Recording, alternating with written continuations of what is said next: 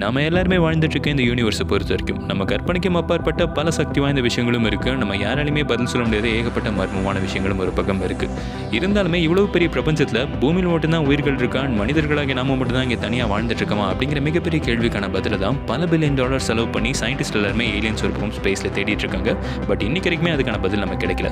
ஆனால் 2 நாளைக்கு முன்னாடி ஏலியன்ஸை பற்றி ஹார்வர்ட் யூனிவர்சிட்டி ரிலீஸ் பண்ண ஒரு ரிசர்ச் பேப்பர் உலகத்தில் இருக்க பல பேரை பயப்பட வச்சிருக்கு அப்படின்னு சொல்லலாம். அப்படி இந்த ரிசர்ச் பேப்பரில் அவங்க என்ன சொல்லியிருக்காங்க அப்படின்னு சொல்லிட்டு பார்த்தீங்கன்னா, மனிதர்களாகி நாம இந்த பூமியில் தனியாக வாழலை அப்படின்னு சொல்லியிருக்காங்க. இது இன்னும் கொஞ்சம் புரியுற மாதிரி சொல்லணும்னா, வேற்றுக்கிரக ஜீவராசிகள் அப்படின்னு சொல்லப்படுற ஏலியன்ஸ் பல வருஷங்களாக மனிதர்களாக சேர்ந்து இங்கே வாழ்ந்துட்டு இருக்கிறதாவும் அவங்களை கண்டுபிடிக்கிறது ரொம்பவும் கஷ்டமாக இருக்குது அப்படின்னு சொல்லிட்டு அந்த ரிசர்ச் பேப்பரை ஃபைனலாக சொல்லி முடிச்சிருக்காங்க.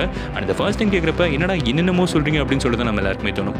ஆனால் இவ்வளோ பெரிய விஷயத்தை ஹார்வர்ட் யூனிவர்சிட்டிலேருந்து ரிசர்ச் பண்ணி சொல்லியிருக்காங்க அப்படிங்கிறப்ப கொஞ்சம் யோசிக்க வேண்டியதாக இருக்குது.